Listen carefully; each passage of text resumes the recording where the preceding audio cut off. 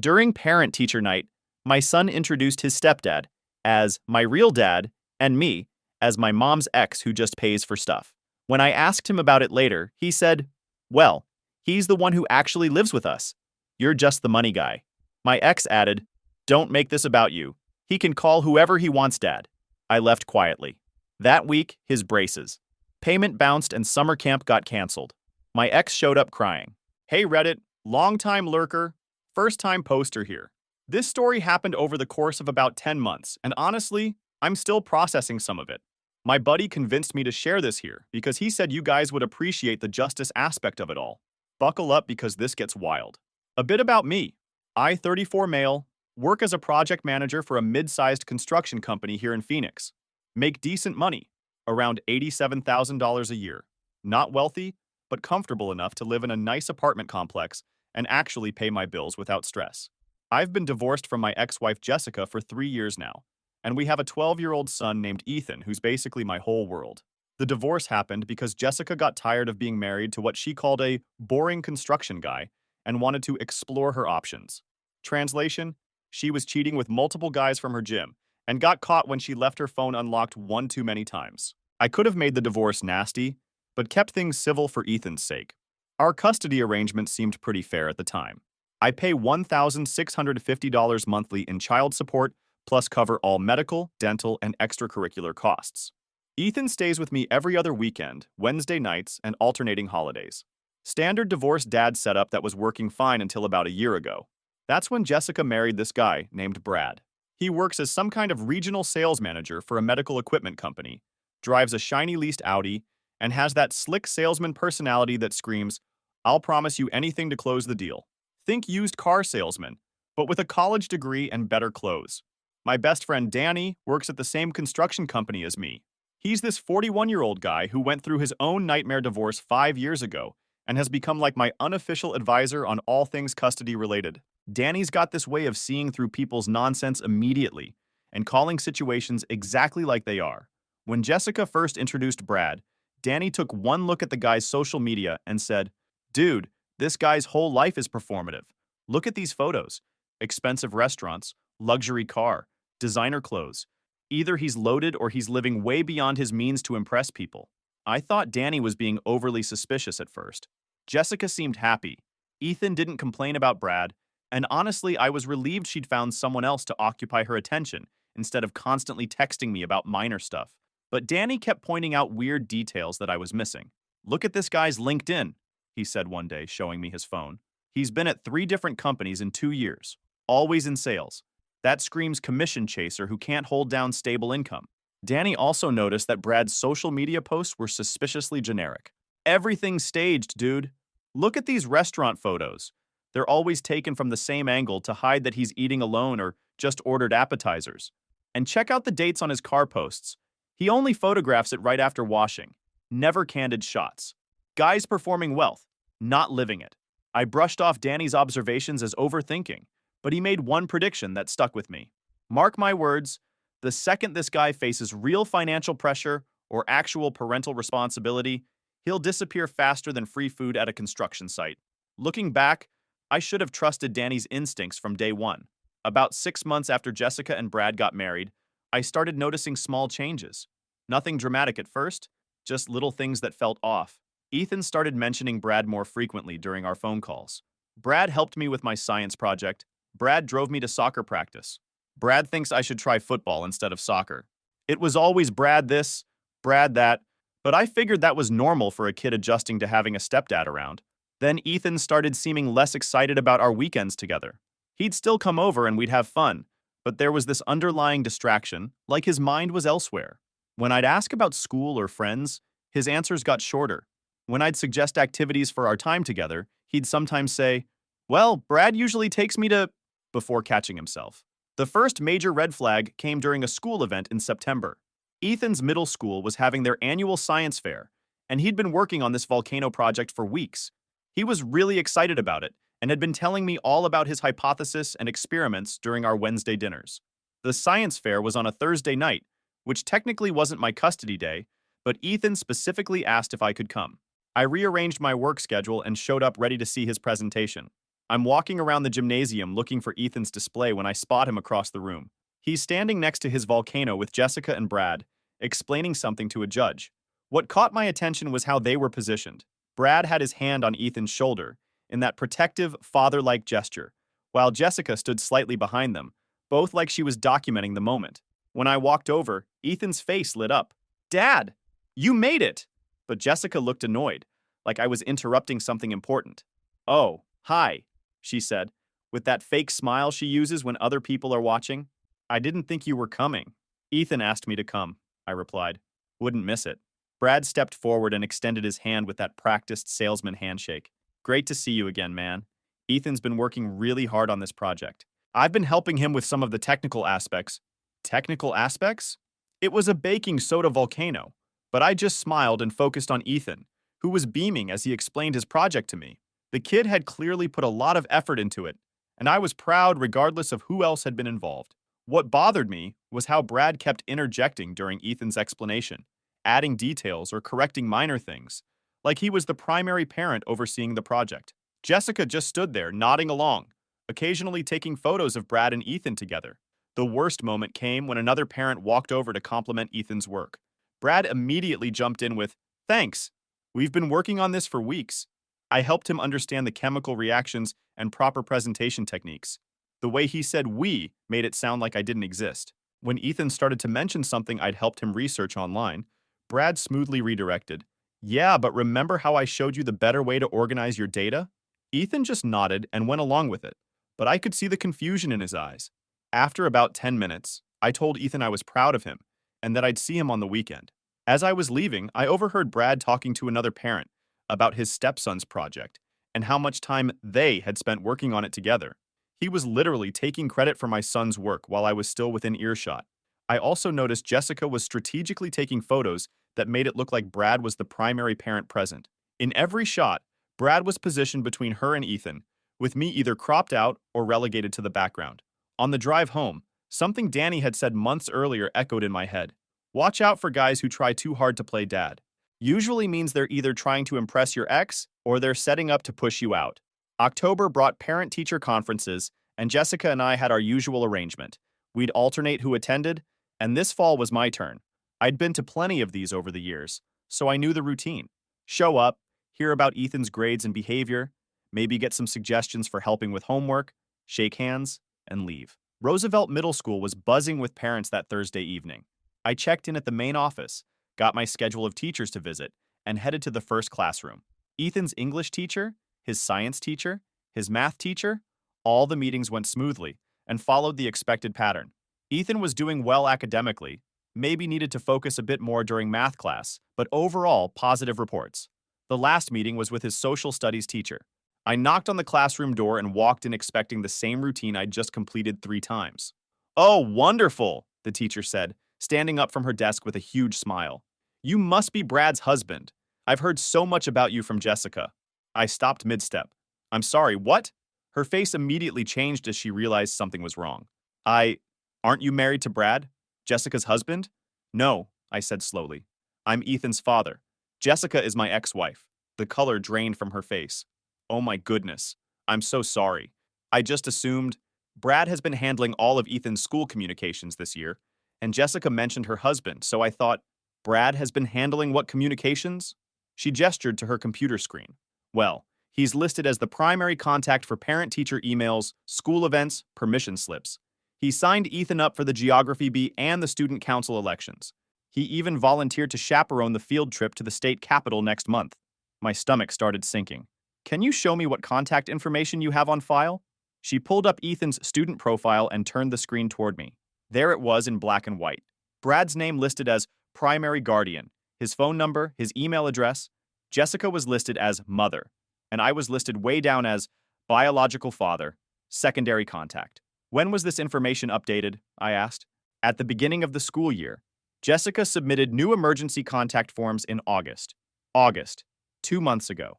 Jessica had systematically changed Ethan's school records to make Brad the primary contact without saying a word to me. Is there something else I should know?" the teacher asked, clearly uncomfortable with the situation she'd stumbled into. "Has Ethan ever mentioned anything about his family situation? About his father, I mean?" She hesitated. Well, he did tell me that Brad was teaching him to be more responsible, and that his biological father was kind of absent, but still paid for things. He said Brad was more like a real dad, because he actually showed up for important stuff. Each word hit like a physical blow. My own son was telling his teachers that another man was more of a father to him than I was. I thanked the teacher, asked for copies of all the contact forms Jessica had submitted, and walked out of that building feeling like the ground had shifted beneath my feet. The drive home was torture. I kept replaying Ethan's words in my head. Kind of absent, still paid for things. More like a real dad. How had I become just a wallet to my own son? That night I called Danny and told him everything. His response was immediate and predictable. Dude, if she changed the school contacts without telling you, she definitely changed everything else too. This woman is trying to systematically erase you from Ethan's life. Danny came over the next morning with coffee and his laptop. We're going full investigative mode today, he announced. I've been through this exact situation with my ex, so I know what to look for. We spent the entire Saturday making phone calls and checking every place that had Ethan's information on file. What we discovered was even worse than I'd imagined. Jessica had updated Ethan's contact information virtually everywhere. His pediatrician's office had Brad listed as the emergency contact and authorized for medical decisions. The receptionist cheerfully told me that Mr. Brad had been to several appointments and seemed like such a caring stepdad. When I asked about the last appointment, she mentioned that Brad had asked detailed questions about Ethan's growth patterns and had requested copies of his vaccination records for school purposes. His dentist office had removed my notification preferences entirely. Brad was now the primary contact for scheduling and treatment decisions. I only found this out when I called to schedule Ethan's routine cleaning and was told that the primary guardian would need to approve the appointment. The dental hygienist casually mentioned that Brad had been asking about teeth whitening options for Ethan, which struck me as weird since the kid's only 12. His orthodontist, where I'd been faithfully paying $1,900 every 3 months for Ethan's braces, had Brad listed as the responsible party, even though the bills were still coming to me. The office manager mentioned that Brad had been attending appointments and asking detailed questions about treatment plans. She even said Brad had suggested accelerating the treatment timeline, which would have meant more frequent appointments and higher costs. His soccer league had Brad as the primary emergency contact and coach liaison. I'd been coaching Ethan's teams for 3 years before the divorce and had continued being involved, but apparently Brad was now the main parent contact. The league coordinator mentioned that Brad had volunteered to help with team fundraising and had suggested switching Ethan to a more competitive and expensive travel team. His after-school program had Brad listed as an authorized pickup person and primary contact for behavioral issues. The program director told me that Brad had been very involved, attending parent meetings and even suggesting changes to their curriculum that would better prepare kids for real-world challenges. Even his public library card had been updated with Brad's information as the primary guardian. The librarian mentioned that Brad had been checking out parenting books and asking about programs for gifted children, apparently positioning himself as the concerned parent researching Ethan's educational development. But here's the really twisted part. In every single case, I was still listed as the financially responsible party. So Jessica and Brad got to play happy family and make all the decisions, while I continued paying every bill. Danny was pacing around my apartment like a caged animal. This isn't just disorganization or poor communication, he said. This is a systematic campaign to establish Brad as Ethan's de facto father. She's building documentation that he's the primary parent for when she eventually goes for full custody. That possibility hit me like a sledgehammer. Jessica wasn't just letting Brad get too involved with Ethan. She was creating a paper trail to prove that Brad was more of a father to Ethan than I was. We spent the rest of the day documenting everything. Danny helped me create a spreadsheet listing every organization, what information had been changed, when it was changed, and what my original role had been. The pattern was undeniable and clearly deliberate. I called Ethan that evening for our usual Friday check-in, but this time I was listening differently. I was paying attention to how he talked about Brad versus how he talked about me. Brad's teaching me to drive in the empty parking lot behind his office building, Ethan said excitedly. He says when I turn 16, he'll help me pick out a good used car. Brad thinks I should quit soccer and focus on football instead because it builds more character. Brad took me to get new cleats last week because mine were getting too small. This particularly stung because Ethan hadn't even mentioned that he needed new cleats. Brad says you work too much, and that's why you can't come to all my games. For the record, I'd attended every single game that fell on my custody weekends and had only missed games that happened during Jessica's time. Every conversation topic seemed to circle back to something Brad had said, done, or taught him. When I asked about our plans for the upcoming weekend, Ethan actually seemed surprised. "Oh, right, it's your weekend," he said, like he'd genuinely forgotten our established schedule. That conversation confirmed what I was starting to fear.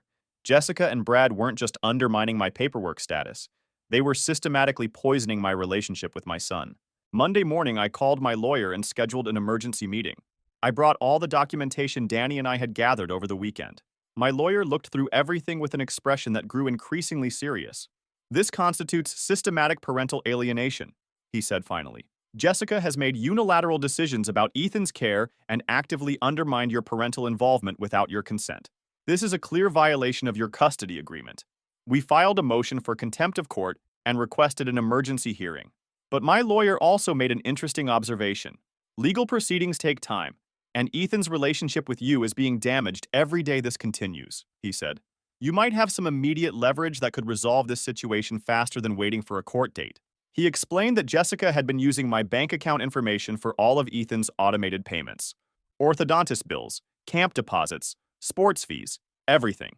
I'd updated my banking information 6 months earlier after Jessica kept accidentally overdrawing our shared account for Ethan's expenses, probably funding her dates with Brad.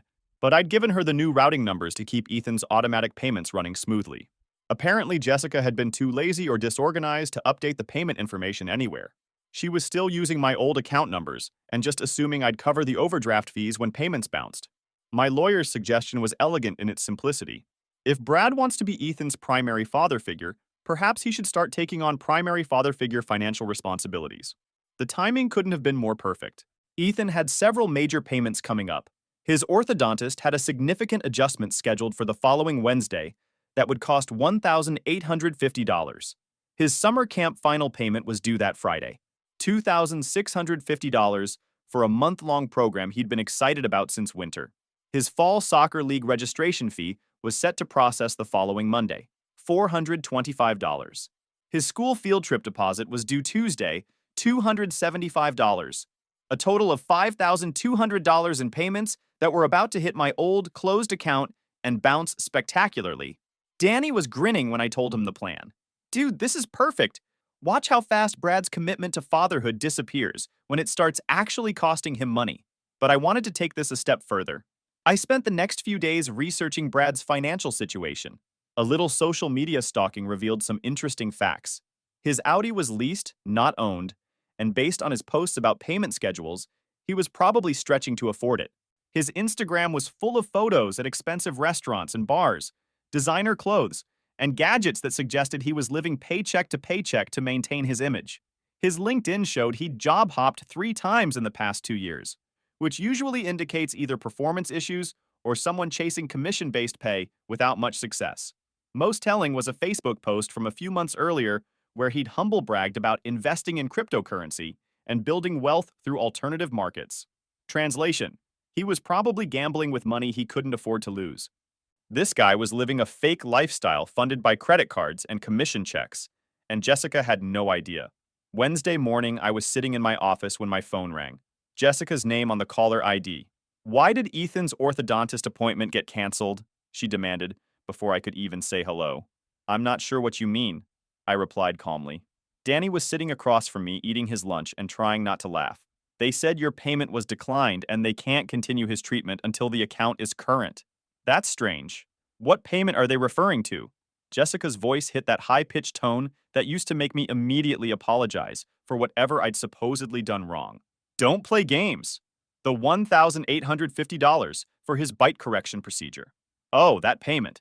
Yeah, that was set up on my old account that I closed months ago. Remember? I gave you the new routing numbers back in March." Silence. "You were supposed to update all of Ethan's payment information with the new account details," I continued. "Since Brad's been handling all of Ethan's medical and school communications, I assumed he was managing the financial coordination too. Brad doesn't have access to manage your payments." "Well, maybe he should. Since he's apparently Ethan's primary father figure now, it seems reasonable that he'd handle primary father financial responsibilities." Jessica started yelling about how I was being petty and hurting Ethan, but I interrupted her. "I'm not hurting anyone. I just naturally assume that since Brad has taken over all parental communications and decisions, He'd also want to take over parental financial obligations. The summer camp payment process is on Friday, by the way. Hope Brad's prepared to handle that. I hung up and turned to Danny, who was shaking his head in amazement. Phase 1 complete, he said. Friday brought the expected follow-up call. This time, Jessica was crying. Please, the summer camp called and said they're giving Ethan's spot to someone on the waiting list. He's been looking forward to this camp for months. That's really unfortunate, I said. Did Brad offer to cover the payment? He says he doesn't have that kind of money available right now. Interesting. What exactly does a medical equipment sales manager earn? I would have thought someone in his position would have $2,650 readily available for his stepson's summer activities. That's not fair. What's not fair is Brad playing daddy when it's convenient, but disappearing when it costs money. Maybe he should consider getting a more stable job if he wants to take on family financial responsibilities. The conversation continued with Jessica, alternating between anger and desperation. For 3 years, I'd been the reliable provider, while she and Brad played happy family. Now reality was setting in, and it was beautiful to watch. Look, I said finally, I'm perfectly willing to resume covering Ethan's expenses once you restore my proper role in his life. Until then, Brad can figure out how to be a financial provider instead of just a weekend fun parent. Over the next month, the consequences of Jessica's scheme began cascading in ways that were more satisfying than I could have imagined. Ethan's orthodontist put his treatment on hold, meaning his teeth correction would be delayed by months. The office manager called Jessica 3 times trying to collect payment before finally suspending services. Jessica had to explain to Ethan why his monthly adjustment appointment was suddenly canceled and why his teeth straightening would take longer than originally planned. The summer camp gave his spot to another child, leaving Ethan confused and disappointed about why his plans had suddenly changed. This was particularly devastating because it was a specialized robotics camp that only accepted 30 kids, and Ethan had been on the waiting list for 2 years before getting accepted. Jessica had to break the news to him that his summer plans were completely ruined. His soccer league dropped him from the team roster due to non-payment, which meant he couldn't participate in the tournament he'd been training for all season. This was especially painful because Ethan was one of the better players on the team and had been looking forward to the championship games. His teammates kept asking why he wasn't at practices anymore. But the consequences extended beyond just Ethan's activities. The bounced payments triggered overdraft fees on Jessica's checking account, which created a domino effect with her other automatic payments. Her gym membership, Netflix subscription, and car insurance payments all started bouncing because the orthodontist overdraft had depleted her account balance. Jessica called me daily, cycling through anger, bargaining, and desperation. Brad apparently wasn't stepping up to cover any of Ethan's expenses, which was creating massive tension in their household. She started leaving increasingly frantic voicemails. You're destroying your son's future over a petty disagreement. And Brad says this is emotional abuse. Through these conversations, I started getting a clearer picture of what was happening behind the scenes. Brad's medical equipment sales job was entirely commission-based, and his income was much more variable than Jessica had realized. His car payment, rent, and lifestyle expenses didn't leave much room for sudden $2,000+ costs for someone else's child. Even better, Jessica started letting slip details about their fights. He says he never agreed to financially support your son, she told me during one particularly heated phone call. He says you're supposed to handle all the money stuff while he handles the day-to-day parenting. Perfect. Brad wanted all the authority and recognition of being a father figure, but none of the financial responsibility. He was exactly the kind of shallow, performative man Danny had predicted. Danny and I started meeting for coffee every Friday to discuss the latest developments. It's like watching a social experiment, he said. Fake alpha male gets tested by real responsibilities, and his true character emerges. The evidence of Brad's financial stress started showing up on his social media. The frequent posts about expensive dinners and new purchases suddenly stopped. His Instagram went quiet for 2 weeks, then returned with humbler content, working out at home instead of expensive gyms, cooking meals instead of restaurant photos, staying in instead of going out. Most telling was when Jessica mentioned that Brad had taken a second part-time job doing weekend sales for a mattress store. Guy was scrambling to maintain his lifestyle and definitely didn't have thousands of dollars lying around to cover Ethan's activities. The impact on Ethan was becoming obvious during our phone calls and custody visits. He was confused about why his summer plans had fallen through and why his parents seemed to be fighting again. But he was also starting to ask questions that showed he was beginning to understand the situation. Why doesn't Brad just pay for my camp if he wants to make decisions about it? Ethan asked during one of our dinners. That's a really good question, buddy. What do you think the answer might be? I think maybe he doesn't actually want to take care of me. He just wants mom to think he does. Kids are smarter than adults give them credit for. Ethan was beginning to see through Brad's act without me having to say anything negative about the guy. 2 months after I'd cut off the financial pipeline, the facade Jessica and Brad had constructed began crumbling in spectacular fashion. Jessica's calls became increasingly desperate. Brad was working longer hours, staying late at his second job, and generally making himself scarce whenever Ethan's needs came up. The dynamic in their household had shifted from Brad being the involved stepdad to Brad being the absent husband who was suddenly too busy to deal with family drama. I started getting a clearer picture of their deteriorating relationship through Jessica's increasingly unhinged phone calls. He says he thought being a stepdad meant fun stuff like games and movies, not paying for expensive medical treatments, Jessica told me during one particularly revealing conversation. He never expected to have to contribute financially to Ethan's needs. But the really juicy details came out when Jessica started drunk dialing me after their fights. One night, she called at 11 p.m., clearly having had a few drinks, and unloaded everything. Brad screamed at me today because Ethan asked him for $20 for a school fundraiser. $20. He said he's not an ATM for someone else's kid, and that you should be covering everything because you're the biological father. She also revealed that Brad had been pressuring her to ask me for full custody so they could start fresh as a real family without my involvement. He keeps saying that successful families don't have ex-husbands hanging around, she slurred into the phone. He wants me to move to another state so you can't see Ethan anymore. Danny's prediction was proving absolutely correct. Brad had been playing house as long as it was all upside, getting credit for being involved without any of the actual responsibility. The moment real parental obligations emerged, his commitment evaporated faster than morning dew. The breaking point came in December. Jessica called me on a Tuesday evening, and I could tell immediately that something major had happened. Her voice was different, defeated instead of angry, resigned instead of demanding. Brad moved out, she said without any preamble. I let that sink in for a moment. When? Yesterday. He said he couldn't handle the stress of dealing with unresolved issues from my previous marriage. He said I was trying to force him into a father role he never wanted. What exactly triggered this? Jessica's voice cracked as she explained. They'd had a massive fight over the weekend when Ethan's winter coat got ripped and needed to be replaced. Jessica had asked Brad to pick up a new one since he was going to be near the mall anyway.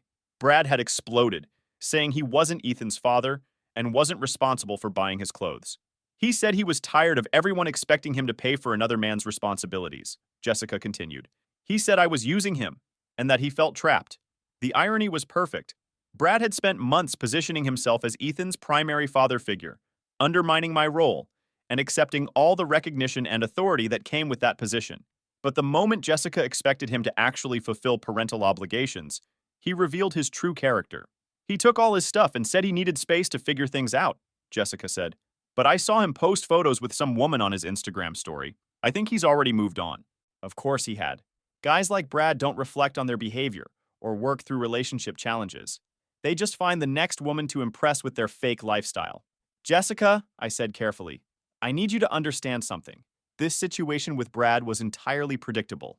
You allowed him to undermine my relationship with Ethan because you thought you were upgrading to a more involved father figure. Instead, you got a guy who wanted all the benefits of being seen as a dad with none of the actual responsibilities. She was quiet for a long moment. I know, she finally whispered. I messed up.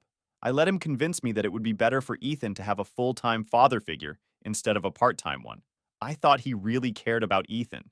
Brad cared about Brad, I said. He cared about looking like a great guy to you. Ethan was just a prop in his performance.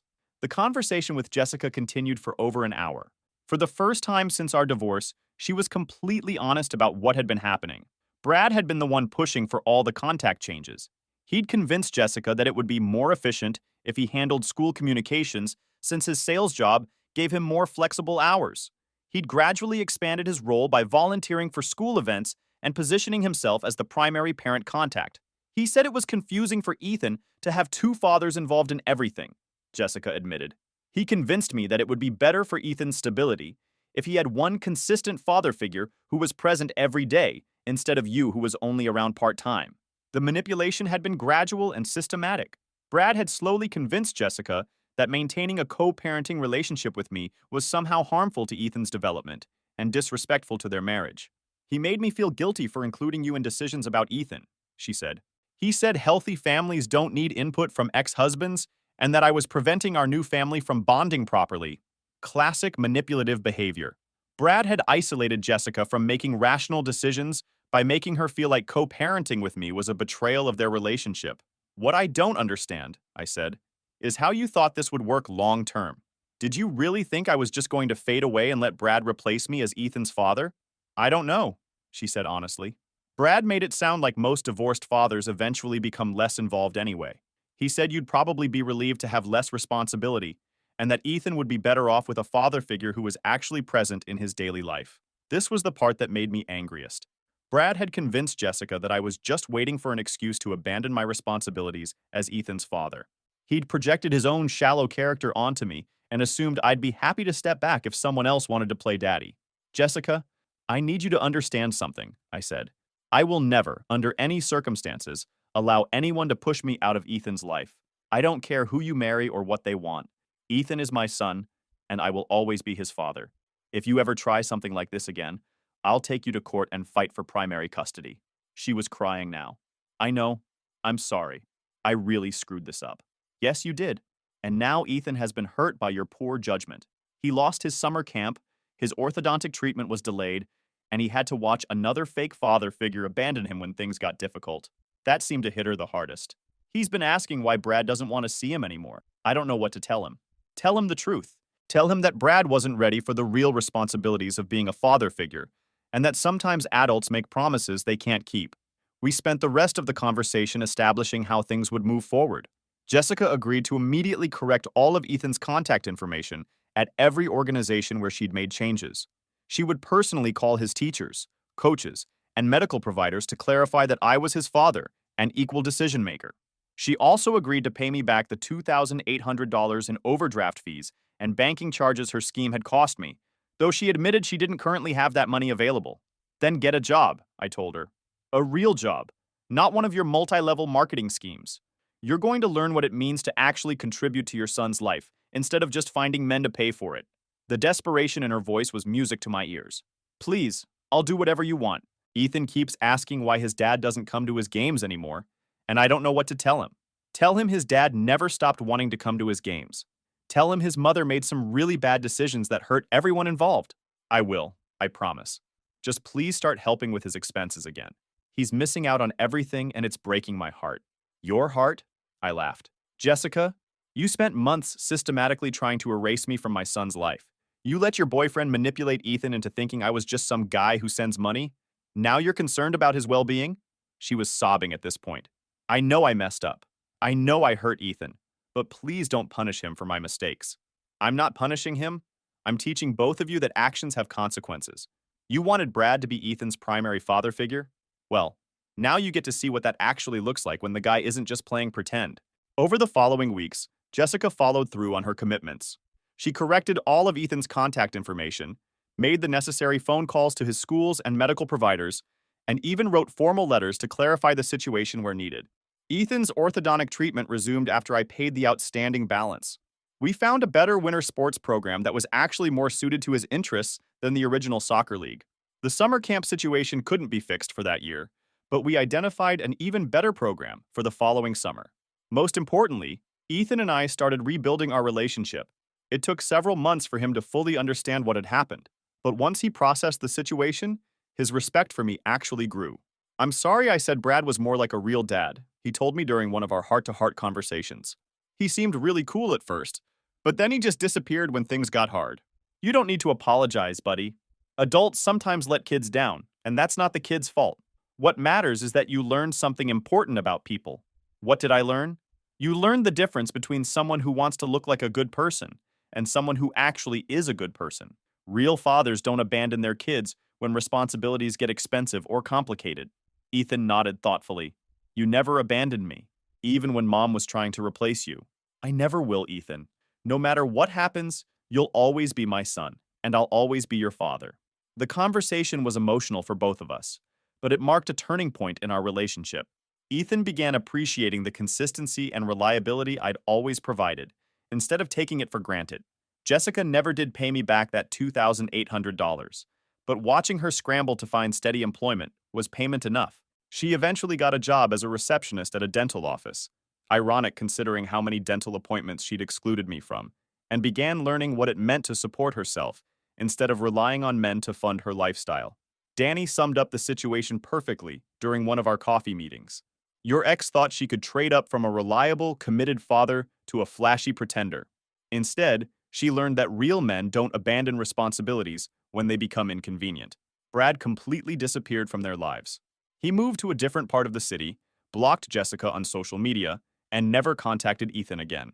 Jessica later found out through mutual friends that he'd already moved in with another single mother, presumably to repeat the same pattern of playing stepfather until real responsibilities emerged. The whole experience taught Ethan valuable lessons about character, consistency, and the difference between genuine care and performative behavior. He learned that real love and commitment aren't conditional on convenience or cost.